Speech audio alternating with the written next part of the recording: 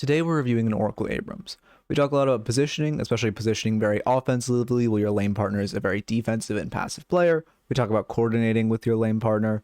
We talk a lot about mind games. It's primarily a mind game centric VOD. We talk about when are mind games good, when are they bad, what's a good mind game. We talk some about split push hygiene, just generally when is it a good split, when is it bad split, when do what are our conditions of if this happens a split becomes bad or we need to run. And then lastly, we just talk a lot about general team coordination in a lobby where you have subpar comms. I'm Midknight, I was a top 10 Mirage, and I'm a Watch Deadlock coach. If you want free coaching, all you have to do is join the Discord, linked in the description. If you like the video, you know what to do, and I hope you enjoy. Unfortunate our Warden took such a negative trade against a Guinness lane. Obviously, Warden and Abrams have a strong lane, but Guinness has one of the strongest level ones in the game because of her wall. You're positioned a little aggressive right now. Obviously, you're a shotgun character.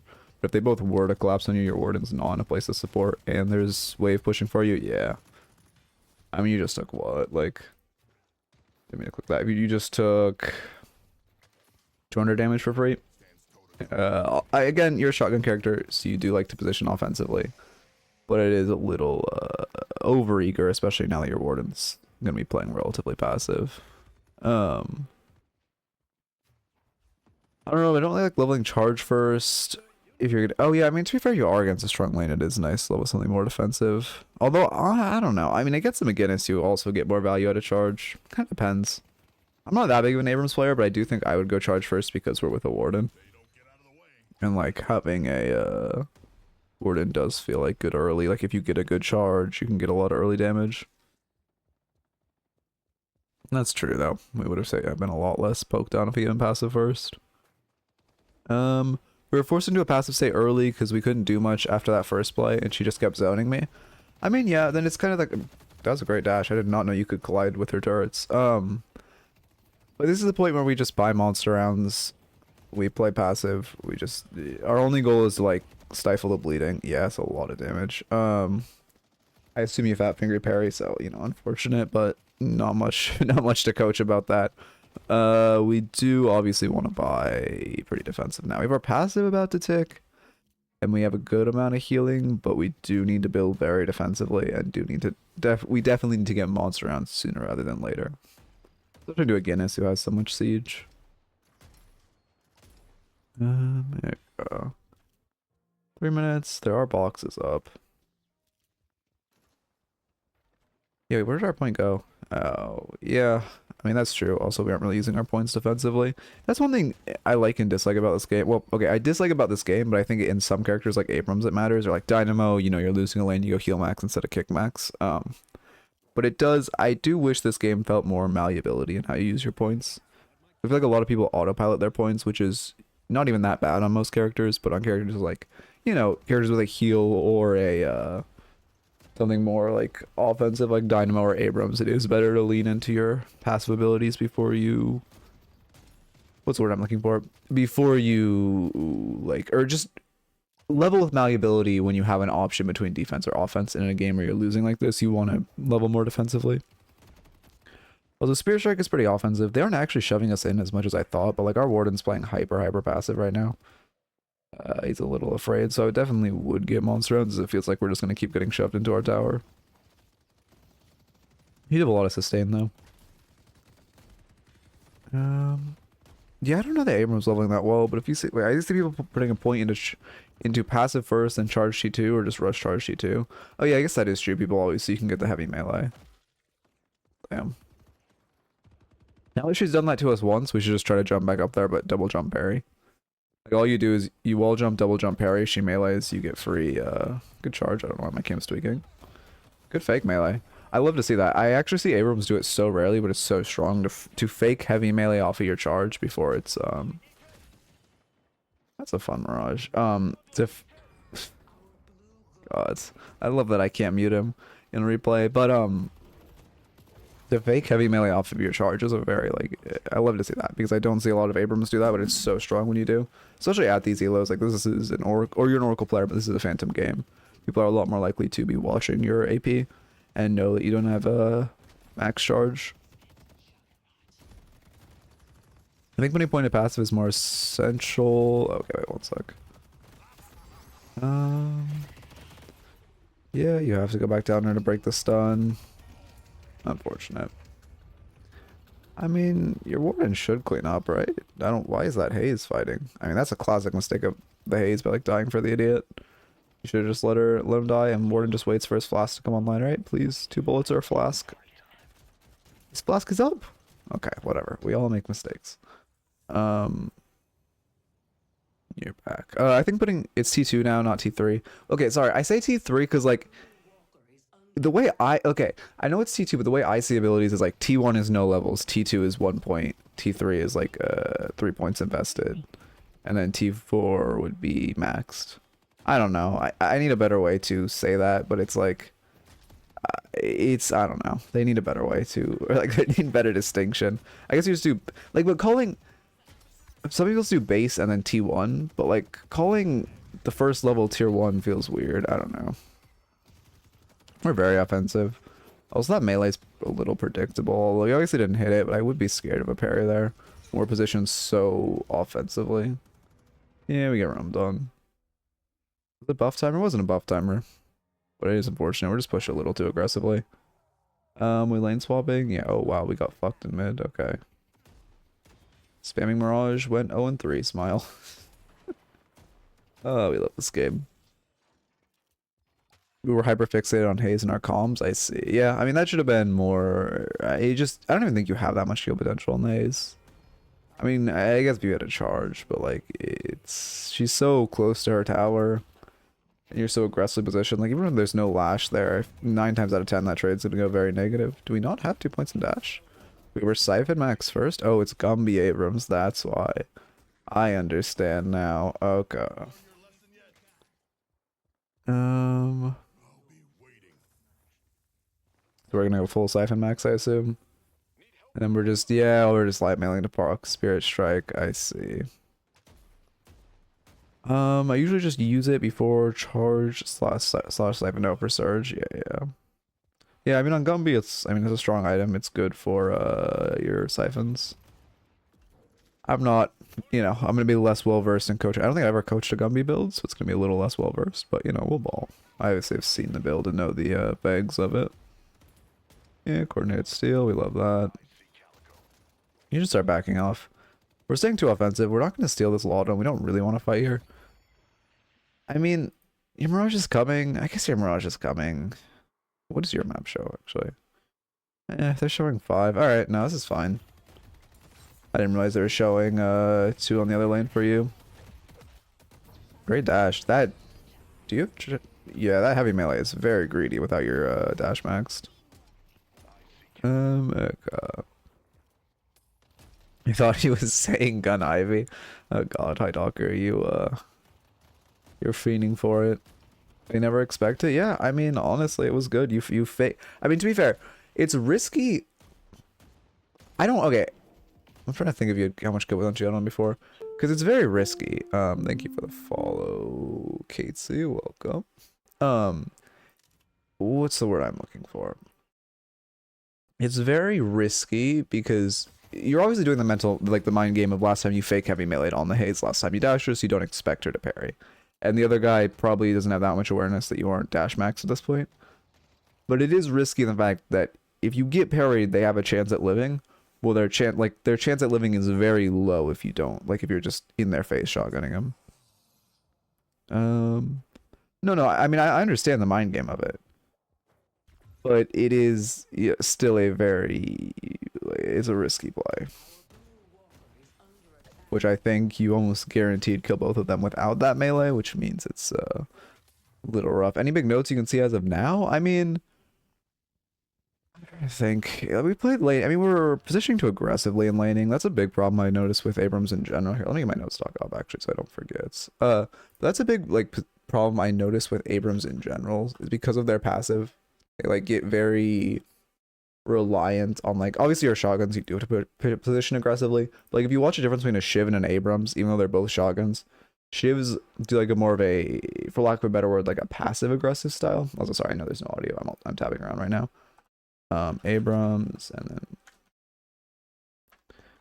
then oh yeah, it's an unfortunate berry. I mean, you should kill. That's unfortunate. I mean, yeah, that was kind of the exact reason. Because was she dead no matter what? Like, if you don't, I'm pretty sure she was low enough HP that if you just don't melee there, she's gonna die. Let's see the exacts of it. What's her HP? She's... Is that a health bar glitch? Oh no, yeah, she's like 30%. Yeah, that's a bad melee. Because you pretty much guaranteed kill her if you don't do that. And the melee is just very risky. You surely you get... Okay, now you're saving for maxed. Okay. Oh, did she back up far enough that it was parryable? I wasn't even paying attention to that. A bit too greedy, thought Spirit Strike would proc. I see, I see. Well, you can just go for a light melee to do all that. Like that... I mean, the point of not getting dash max is that this procs off of a light melee to get that negative spirit resist. Okay. And also, I'd be careful with like over mind gaming.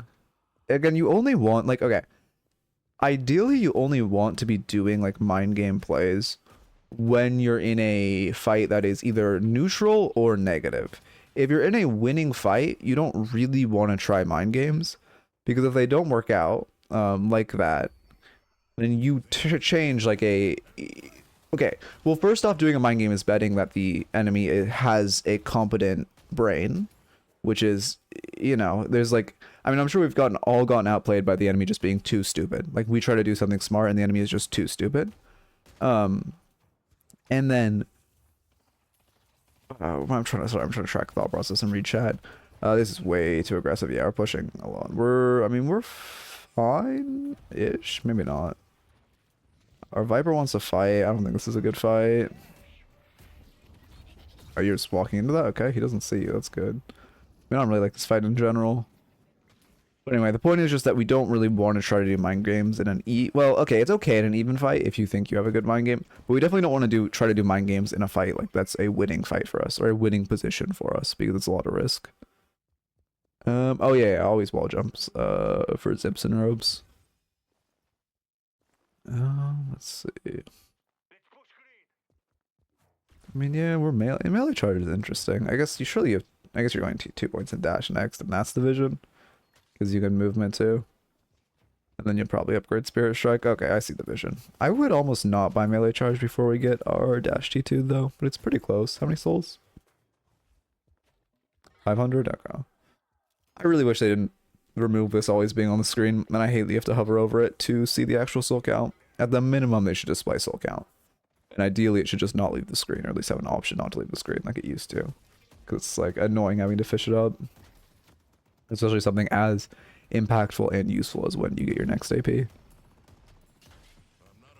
Unfortunate deny. Okay.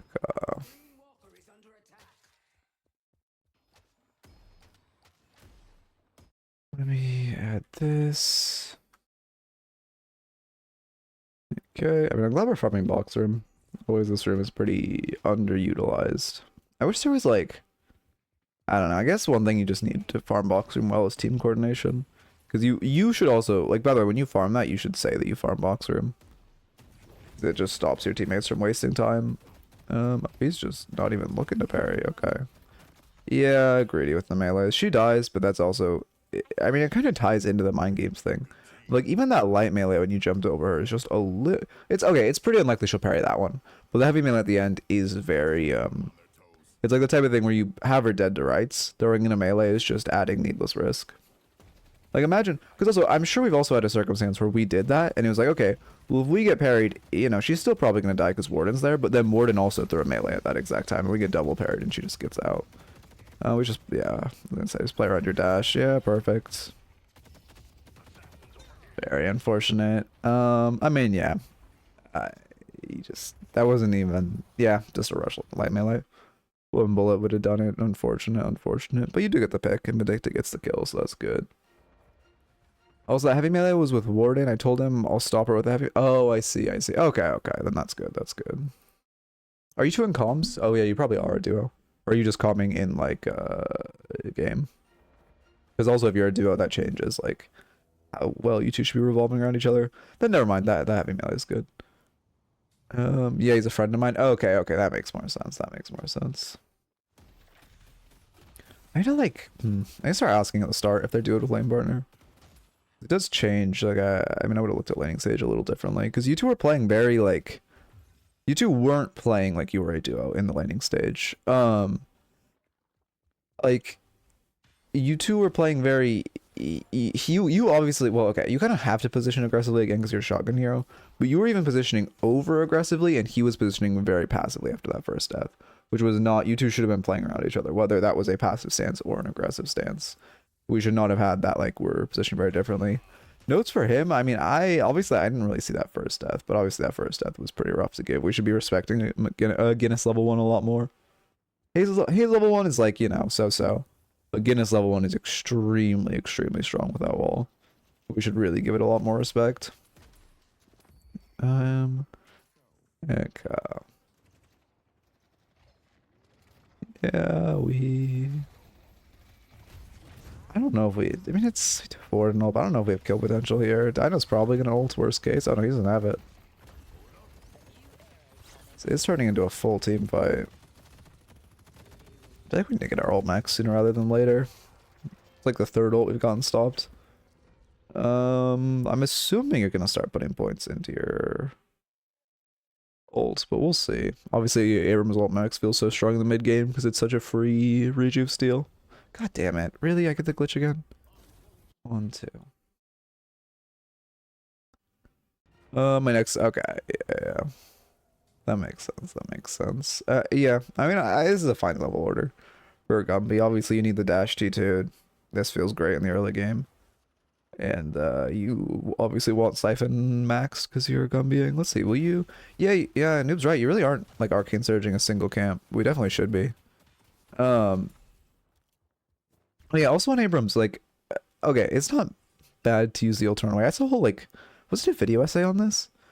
I can't remember what I saw. I saw some long form content on this, but it's not good to burn the like the Abrams dash hyper defensively or like or ult hyper defensively for running away, because it really is your only like gap closing tool.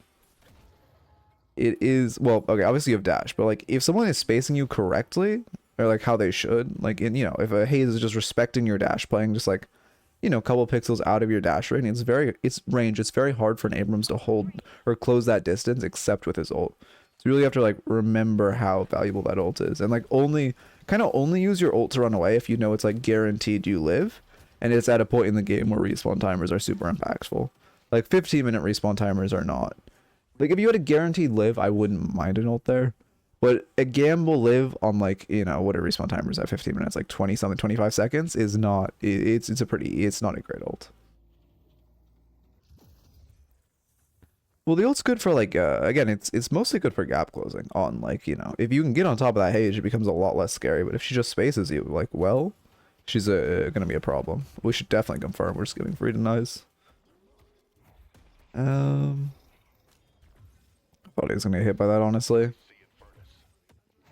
I mean, you should. Oh. He's doing a surprising job juking. I mean, I do like this fight. I just be careful, because the longer it drones on, the higher chance someone rotates over to him. I mean, this is kind of what I mean, though, about him spacing. Yeah, now we just dash kill, yeah. I don't know why he went into an enclosed space against an Abrams, but we'll take that. Yeah, let's see. They do have a decent chunk of debuffs. I wish there was like, I guess we have our ult for Dynamo R. That's really all. Or Dynamo ult. That's really all we have to play against it. I feel like our comp is kind of weak to Dynamo ult unless we're like, I mean, we have Bola, to be fair. Yeah, I guess we have Bola. So as long as Dynamo doesn't get our Viper, it's fine. Okay. Probably gonna buy like what, Crushing Fist? Or are we gonna go for? Seems like you're specking back melee, so I would assume something like Crushing Fist is gonna come out. Although I guess you could also go Spirit Item.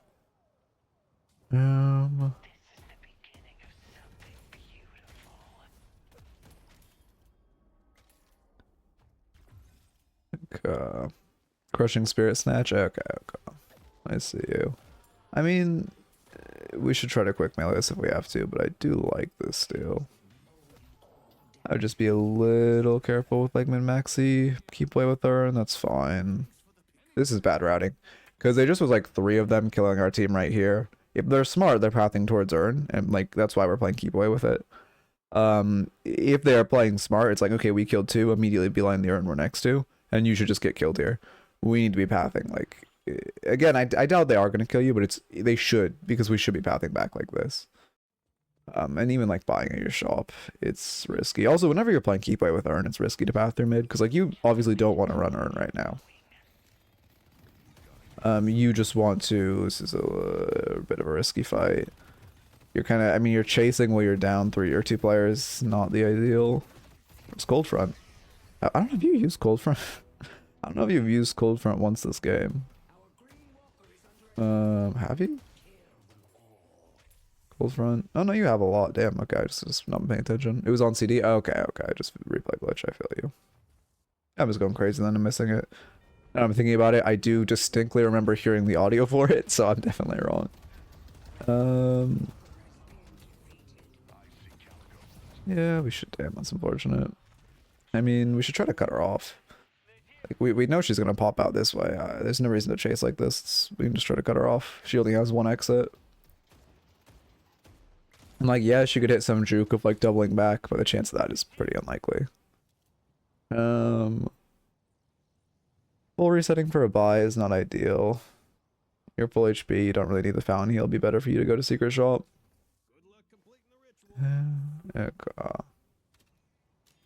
Let's see, what am I looking for now? We're good.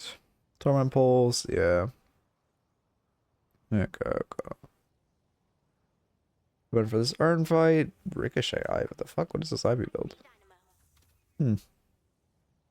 Interesting. I don't think Highdocker would approve.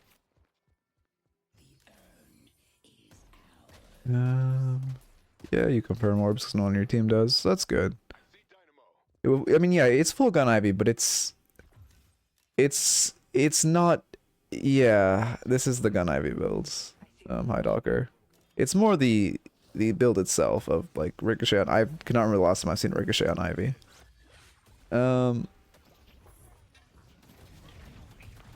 Okay. Yeah. Wait, what happened there? Got a little distracted by the Ivy build. What exactly happened there? Let's see. We buy. We've already run Urn. There's no objective. Yeah, I mean, this is. I mean, you're fighting. Like, I actually don't. I think it's just a rushed ult. Like, there's no reason to ult there, and it loses us so much like mobility. And they're just all on top of us with Guinness Wall. Yeah. I don't think the fight is bad because we saw Fern across the map. But we should be careful rushing our ult like that. Like, we don't need it to gap close on them since they're like fighting in an enclosed area right next to us. Should have fell back the moment I missed ult, honestly. I mean, yeah, I think it is just the use of that ult. It's like, damn, yeah, your team gets wiped. It's not, there was no real reason to ult there. Because, like, they're fighting in an, or next to / in an enclosed building. That's like, you know, Abrams heaven. You just jump in that building, dash who's ever there. Whoever is there or next to it. And you're going to feel great. And then you get Guinness Walled. You still are probably not a great spot, but at least you have ult to give you a chance to live. But, like, denying your mobility right there is pretty rough. Yeah, we're giving. I mean, how closer to maxing ults? 1 point away. Okay. Obviously, if we had maxed ult, we could look for a contest, but it's, you know, for 1, not up, and for 2, not maxed. This is a little risky. Like, it's fairly likely no one is, but I wouldn't say it's not uncommon someone's trying to catch this wave pathing through mid and they could hear you on that. But they're all just coming through mid. Yeah, you push 1 wave and then you reset. I don't mind this. I think they showed 6 on map, so we know we're fine. They at least showed 5. This is bad. We shouldn't be going with our team. We should be helping our team defend. It's... No, these bonus souls are not that impactful. Ivy just wants base. Yeah, you trade base guardians. Your team has to be coordinated with the Call to Trace base guardians though, because if they fight, this is really, really bad. Your goal is just to pull some of them back and get base guardians. How's it going, Matrix? Which it looks like, when we see 3. We got base guardians. Ivy wants a shrine. Yeah, so now it's a little rough. Wow, they got back quick. Yeah, unfortunate. Oh yeah, you're back. Well, good. Yeah, I appreciate it, Matrix. It'd be great to have the bot updated. I'm out. So, I mean, yeah, your Ivy got greedy. It is a little unfortunate. The greed is like, for greeting a shrine, I don't think is necessarily objectively bad, but the second we see Haze not sprinting away is objectively bad. The second Haze appears, both of us need to like run away as quickly as possible. Like if we're going for a play like that, it's one person appears, we're running as far as we can get. And now our only goal is not to die. If we die, we lose. If you or Mirage dies, we lose. Before your team is respawned, obviously. We just have to wait and hope that we get another patron fight. Wow, we don't even get another patron fight, do we? Because our respawn timers are so long. Yeah, it seemed pretty rough. Well, great pick. That's unfortunate. And then, yeah, you only get Vin back too. Yeah, unfortunate. I don't even blame that death on you, honestly. I don't know why the fuck this didn't open. It's so janky. Okay. Sexual team died. I mean, that it was a snowballing consequence of you guys getting caught out in their base, though. Again, I don't mind the call to trade base guardians, but it gets pretty subject. I mean, I'm not. Like, I don't want to say it's objectively bad to read a shrine there, but it's like it's a good call to trade base guardians, and then it becomes a much more murky call to greed, and 100% the wrong call to try to get it after Haze appears. Anyway, as far as your notes, my throat's getting congested. In laning, you know, you're positioned rather aggressively, especially learning you're with your warden. You should have a little more coordination. Of like, again, you are a shotgun hero. You have to position. You can't put the position like super far away from wave, but you should be. Oh, that is not updated. But you should be. What's the word I'm looking for? You should be looking. I'm blanking. I got distracted. Oh, you should be looking to coordinate with your teammate more. You should be looking like, hey, you know, we can position aggressively, but we still should hug. We still should hug like second layer of cover and not be up at bridge against the Haze Guinness, who obviously have, Haze Sleep and McGinnis wall to play with that are, I mean, in general, but especially those tools are very, very good at cutting us off. And then, just give me a few days, I have some ideas. Yeah, of course. Let me know if you need any help, Matrix, or have any questions. And then next, more, like I said, mind games are good. I'm glad to see we're playing mind games. I think Phantom is the elo where you can really start to play mind games. Well, because you can start to play him in Oracle, but like Phantom's the elo where you can start to play him, and reliably the enemy will like understand the game enough to be mind gamed, kind of like the equivalent of Ascendant in Valorant.